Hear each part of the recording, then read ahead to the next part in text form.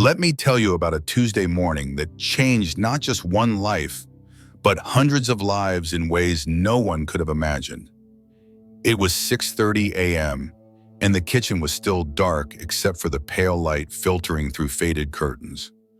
Margaret sat at the small wooden table where she and Harold had shared coffee for 52 years. But Harold had been gone for 8 months now, and the silence in the house had become unbearable. She stared at the pills she had carefully arranged in a perfect line on the table. 7 small white tablets. Her doctor had said they were for her heart, but Margaret knew they could serve a different purpose today. Yesterday's medical appointment had delivered news that felt like the final blow. The cancer was back, and at 74, surgery wasn't an option. Her children lived thousands of miles away, building their own lives. Her friends were either or struggling with their own battles. The woman who had once organized church potlucks and neighborhood barbecues now couldn't remember the last time someone had called just to check on her. "What's the point anymore?" she whispered to the empty room.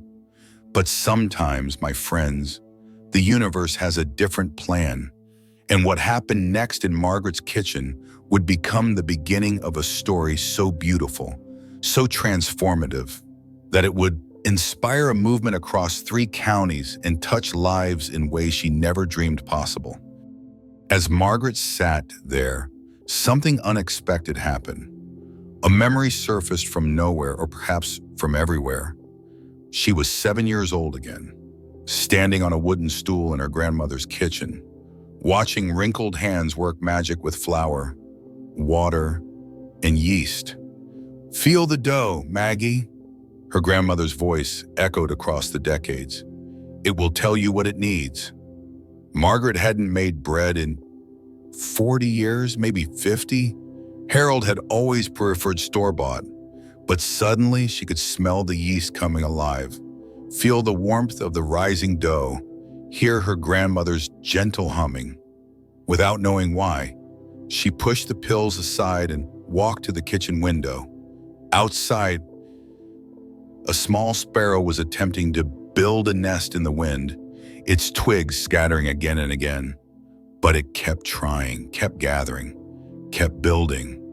"Stubborn little thing," Margaret murmured. And for the first time in months, something that might have been a smile crossed her face. 3 hours later, she found herself in the grocery store, feeling foolish but determined. Flour, yeast, salt, such simple ingredients.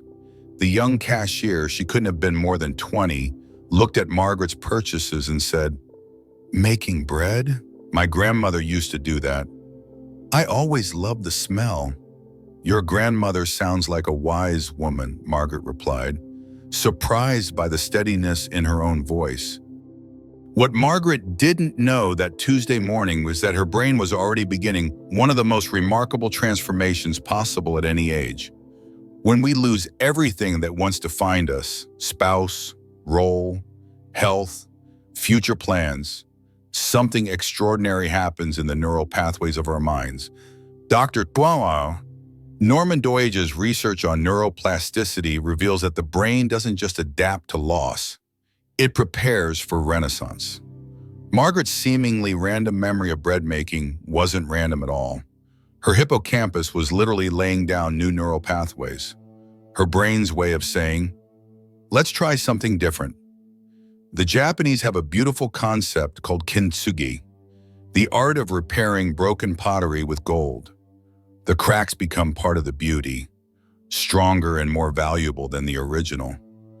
Margaret was about to become a living example of human kintsugi, but first, she had to fail. Her first loaf was a disaster, dense, lopsided, barely edible. She almost threw it away, almost gave up again, but then she remembered the sparrow. "Try again tomorrow," she told herself, and she did. By the 3rd week, Margaret's bread was. By the 6th week, it was actually good. By the 10th week, her neighbor Mrs. Chen was knocking on her door, drawn by the aroma wafting through the shared hallway of their apartment building. "What kind of bread is that?" Mrs. Chen asked, her eyes bright with curiosity. Margaret hesitated. She hadn't had a real conversation with anyone in months. But something about Mrs. Chen's genuine interest melted her reserve. Would you like to learn?" Margaret heard herself saying. And so it began. Every Thursday morning, Mrs. Chen would arrive with her own ingredients, and together they would knead, shape, and wait. They talked about their children who called too rarely, their bodies that ached in new places, their fears about the future. But mostly they talked about bread. Word spread. Mrs. Patterson from downstairs, the widow Johnson from the corner apartment. Soon, Margaret's small kitchen was hosting 6 women every Thursday, their hands covered in flour, their hearts slowly mending. What started as lonely grief had transformed into something Margaret couldn't have imagined. A community bound not just by loss, but by creation. Each week brought new faces, new stories, new hope kneaded into dough. There was Rosa, 68, who had never baked anything from scratch, but discovered she had a gift for decorative braiding. There was Frank, 72, the only man in the group, who brought military precision to measuring ingredients and an unexpected gentleness to shaping loaves. Sarah, at 81, became the group's historian, sharing stories of Depression-era baking when you made do with what you had and made it stretch. Her tales of innovation born from necessity inspired experiments with different grains, with sourdough starters passed from hand to hand like precious gifts. The Thursday morning group grew into something the local senior center had never seen before. These weren't people sitting in chairs listening to presentations. These were creators, teachers, innovators. Margaret watched Frank patiently show a newcomer how to knead properly, saw Rosa comfort a woman whose first loaf had failed, witnessed Sarah passing on techniques learned from her own grandmother. Margaret had become, without planning it, without training for it, a leader. But more than that, she had become herself again, a nurturer, a teacher, a creator of beauty and connection. By the end of the first year, something remarkable had happened. Margaret's Thursday group had spawned 3 other bread-making circles across the county. The local newspaper wrote a feature about the bread lady who was fighting senior isolation one loaf at a time, but the real changes were smaller and more profound. Mrs. Chen, who had been withdrawn since her husband's death, was now organizing field trips to bakeries and farms. Frank had started teaching his grandchildren via video calls, their small faces pressed close to screens as he showed them how to make the perfect dinner roll. Rosa had begun documenting family recipes, creating a small cookbook of breads from her Mexican heritage. Sarah was teaching her great-granddaughter the sourdough techniques passed down through 4 generations. And Margaret was waking up each morning with purpose. Her calendar was full, not with doctor's appointments and empty hours, but with teaching, planning, connecting. The pills still sat in her medicine cabinet, but now they were just heart medication, nothing more. The most beautiful part of Margaret's transformation wasn't that her problems disappeared. They didn't. Her health challenges remained real. Her grief for Harold still visited her in quiet moments. The loneliness still crept in during long evenings. But she had discovered something powerful. Pain shared and transformed can become the foundation for purpose. Every woman who walked into her kitchen, carrying the weight of loss or isolation, found not just bread, recipes, but hope. Margaret's own healing journey became a roadmap for others navigating similar terrain. She began to understand what the grief counselors had meant when they talked about post-traumatic growth. She was living proof that our darkest moments don't have to define us. They can refine us, like wheat ground in a flour, transformed into something nourishing. Margaret didn't know about the neuroplasticity research, but she was living it every day. Each Thursday, as her hands worked the dough, her brain was forming new neural pathways. The physical act of nodding, the social connection of teaching, the creative problem-solving of adapting recipes. All of this was literally rewiring her brain for joy, purpose, and resilience. Patricia Boyle's research at Rush University would have fascinated Margaret if she'd known about it. People with a strong sense of purpose live an average of 7 years longer and are significantly less likely to develop Alzheimer's disease. Margaret was extending her life expectancy one loaf at a time. The oxytocin released through caring for others, the dopamine surge from successfully teaching a new skill, the endorphins from physical activity. Margaret's body was producing its own pharmacy of healing compounds every Thursday morning. 18 months after the dark Tuesday morning, Margaret found herself in a place she never could have imagined. She was standing in front of a room full of social workers, sharing her story at a conference on combating senior isolation. "I want to tell you about the day I almost gave up," she began, her voice steady and clear, "and how that day became the beginning of the most meaningful chapter of my life."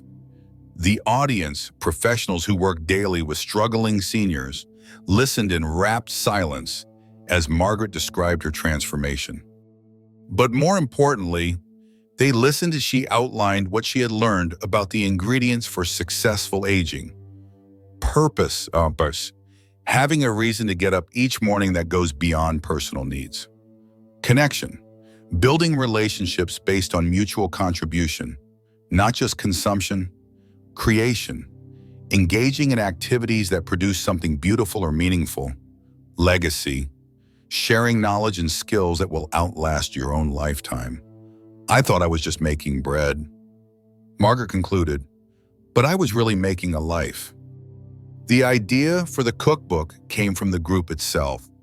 Each Thursday brought new recipes, new stories, new techniques refined through trial and error.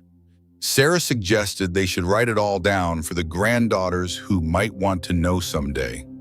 But Margaret had a bigger vision. What if they created something that could help other isolated seniors find their own communities? What if their recipes came with stories of transformation, hope, and renewal? The Bread of Second Chances, Recipes for Community and Connection, was self-published using funds raised through local bake sales. Every copy sold was donated to senior centers across the country, along with instructions for starting bread-making groups. The book's success surprised everyone except Margaret. She had learned something powerful about the hunger in the world, not just for food, but for meaning, connection, and the simple joy of creating something beautiful with your own hands. 3 years after that Tuesday morning, Margaret's story had become legend in circles of people who work with seniors. Her model had been replicated in dozens of communities. The Margaret method wasn't really about bread. It was about recognizing that every person, regardless of age or circumstance, has something valuable to offer. But if you asked Margaret about her legacy, she wouldn't talk about the cookbook or the newspaper articles or the speaking engagements. She would tell you about Thursday mornings, about the moment when a newcomer's face lights up as their first loaf emerges, golden and perfect from the oven, about Frank's grandchildren who now call him Bread Grandpa, about the wedding last fall where the cake was surrounded by homemade breads from the Thursday group, each loaf representing a friendship forged in flour and hope. As Margaret's story spread, researchers began to study what made her approach so successful. They identified what they called the 5 pillars of transformative aging. Physical engagement. The act of kneading bread provided gentle exercise and sensory stimulation that improved both physical and mental health. Social connection. The group format created bonds based on mutual learning and contribution rather than shared complaints or passive entertainment. Creative expression. Adapting recipes and decorating breads allowed for artistic expression and problem-solving that kept minds sharp and spirits engaged. Generative purpose. Teaching others created a sense of value and meaning that extended beyond personal comfort. Legacy building. The cookbook and the spread of the program gave participants a sense that their work would outlast their own lives. But Margaret would have put it more simply: we just loved each other through the hard parts and celebrated the good parts. Bread was just what brought us together. Not every story in Margaret's circle was simple success. There was the morning when Dorothy, one of their most enthusiastic bakers, didn't show up. They found out later she had suffered a stroke and was in the hospital, unable to speak clearly. One side of her body weakened. The group's response was immediate and instinctive. They took turns visiting Dorothy, bringing her favorite cinnamon bread, sitting with her during the frightening early days of recovery. When Dorothy finally came home, they modified their Thursday meetings to accommodate her wheelchair, adapted recipes she could manage with limited mobility. This is what family does. Margaret explained to Dorothy's daughter, who had flown in from across the country, amazed at the network of care surrounding her mother. We don't give up in each other. We figure out how to keep going together. Dorothy's recovery became another story of resilience, another example of how connection and purpose can help us adapt to life's inevitable changes. 6 months later, she was teaching a variation of bread making that could be done entirely from a seated position, her speech still slow but her smile radiant. Margaret often marveled at the transformation in her own hands. Once soft from years of lotions and minimal use, they had become strong again, confident, capable. But more than that, they had become instruments of healing for herself and others. Watching newcomers arrive at Thursday meetings, Margaret could read their stories in their posture, their hesitant smiles, their careful politeness. She had learned to give them space to share what they were comfortable sharing, to offer encouragement without overwhelming, to let the bread making itself do much of the therapeutic work. The dough doesn't lie, she would tell new bakers. It responds to your touch, your patience, your attention. It teaches you that good things take time, that gentle persistence works better than force, that even failure can be kneaded into something better. These weren't empty platitudes. Margaret had discovered that the skills needed for good bread making, patience, attentiveness, willingness to start over, faith in the process, were exactly the skills needed for rebuilding a life. On the 3rd anniversary of that dark Tuesday morning, Margaret woke before dawn, as had become her habit, but instead of dreading the empty hours ahead, she was excited about the day's plans. The Thursday group was hosting an open house, welcoming newcomers and celebrating how far they'd all come. As she prepared the ingredients for the day's lesson, a challenging braided bread that would require teamwork, Margaret thought about the woman she had been 3 years ago. That woman had been broken, hopeless, ready to surrender. This woman was whole not because her problems had disappeared, but because she had found something bigger than her problems to live for. The doorbell rang at 8 a.m. sharp. Mrs. Chen, as always, was the first to arrive, carrying flowers from her window garden and the new recipe she wanted to try. As Margaret opened the door to welcome her friend, she realized that this simple gesture, opening her door to another person, had become a metaphor for her entire transformation.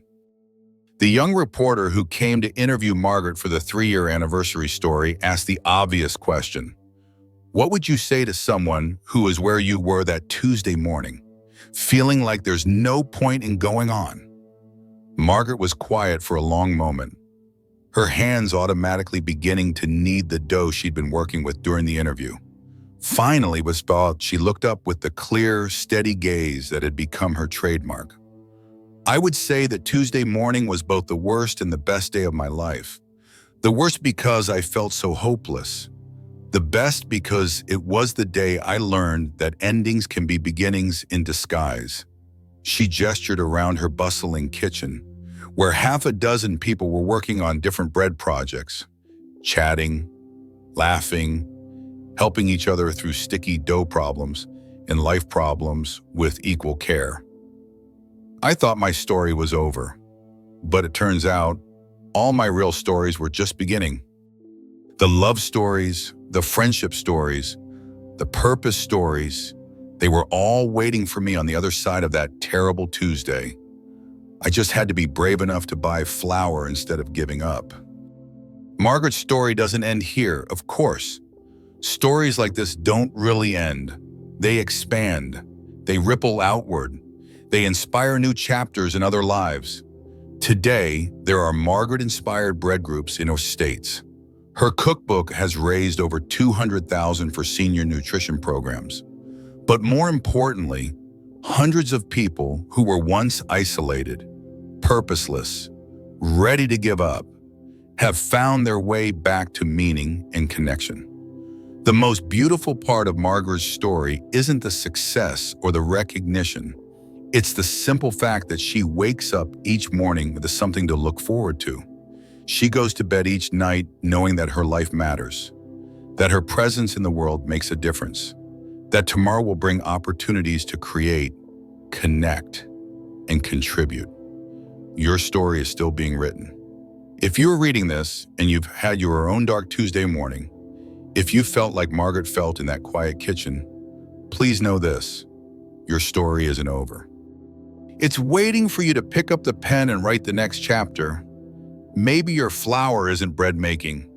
Maybe it's gardening, painting, teaching children to read, volunteering at animal shelters, sharing your professional skills with nonprofits, or something entirely unique to you. The specific activity matters less than the willingness to begin again, to connect with others, to believe that your experience and wisdom have value. Margaret would want you to know that the day you almost gave up can become the day your real life began. All you need is the courage to buy your own version of flour, to mix it with purpose and patience, and to share whatever rises from that mixture with a world that needs what you have to offer. Your Thursday morning is waiting. Your community is waiting. Your next chapter is waiting. The question isn't whether you're too old or too broken or too tired to begin again. The question is, what beautiful thing will you choose to create with the gift of still being here? Dear friend, if you've made it this far in my story, I want you to know something. I see you. I see your courage in reading about hope when hope feels distant. I see your willingness to consider that change might still be possible. I see the part of you that hasn't given up, even when giving up seemed like the only reasonable option. I want to tell you something I've learned from 3 years of Thursday mornings, from watching dozens of people transform their lives through the simple act of making bread together. You are stronger than you know.